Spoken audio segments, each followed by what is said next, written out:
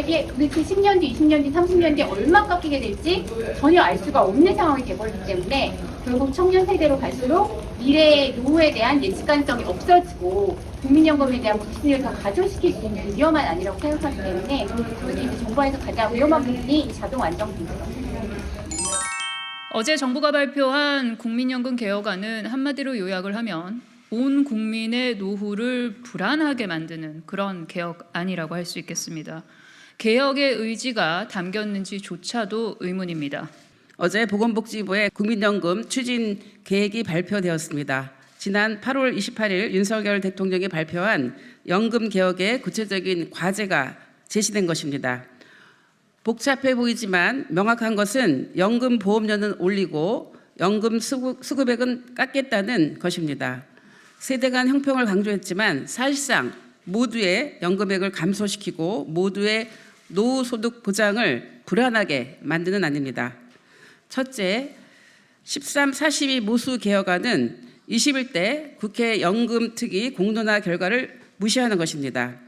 42%는 올해 적용되는 소득 대체율로서 정부의 개혁안은 소득 대체율 하향 중단일 뿐 소득 보장 강화의 의미는 아닙니다. 연금 평균 가입 기간인 22년간 가입한 평균 소득자가 기존 소득 대체율 40%를 적용 시 월 66만 원을 받게 되어 있습니다. 그러나 정부안이 소득 대체율 42%를 적용하면 월 69만 원 정도를 받게 되어 결론적으로 약 3만 원 정도에 인상되는 것에 불과합니다.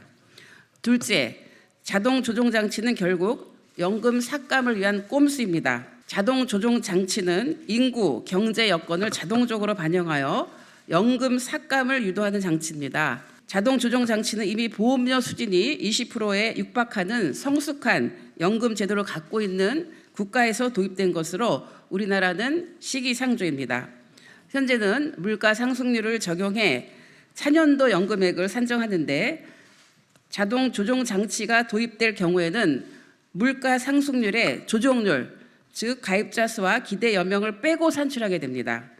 장치의 기본 설계가 동일한 국민연금연구원의 연구에 따르면 2030년 신규 수급자는 생애 총 급여의 16.8%, 2050년 신규 수급자는 17%가 삭감됩니다.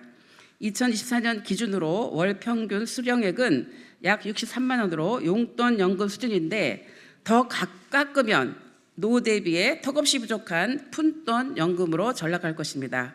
특히 자동 조종 장치로 인한 연금 삭감이 청년 세대로 갈수록 커질 것은 자명합니다. 셋째, 세대 간 보험료율 인상 속도 차등화는 졸속 정책입니다. 세계에서 유례를 찾을 수도 없고 국내에서도 검토된 바가 전혀 없는 제도를 국민들에게 강요할 수 없습니다.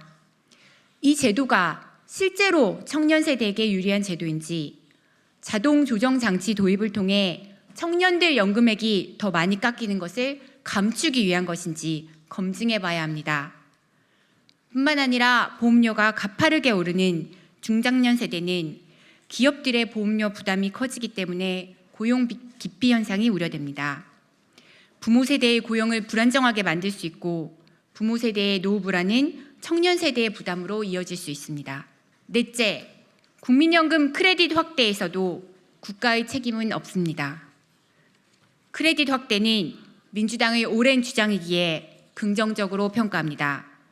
그러나 제5차 국민연금 종합운영계획에 담겨있던 사전 지원 방식 변경과 국고 부담 비율 확대가 포함되지 않은 것은 유감입니다. 재원의 상당 부분을 국민들이 낸 연기금에서 충당하고 크레딧 인정 시기를 현재가 아닌 미래 수급권 발생 시기로 하는 현행 체제 개선이 동반되지 않으면 그 취지는 반감될 것입니다. 다시 한번 강조합니다. 국민연금 제도는 본질적으로 국가가 운영하는 사회복지제도라는 것을 잊지 마십시오. 따라서 가입자인 국민의 책임을 넘어 국가의 책임이 함께해야 합니다. 신규 세원 확보, 국고 투입 등 국가의 재정 역할이 필요합니다.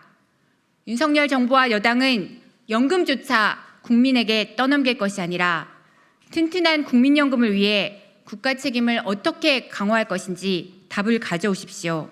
연금액이 도대체 10년 뒤, 20년 뒤, 30년 뒤에 얼마 깎이게 될지 전혀 알 수가 없는 상황이 돼버리기 때문에 결국 청년 세대로 갈수록 미래의 노후에 대한 예측 가능성이 없어지고 국민연금에 대한 불신을 더 가중시킬 수 있는 위험한 아니라고 생각하기 때문에 그것이 이제 정부에서 가장 위험한 부분이 이 자동 안정입니다.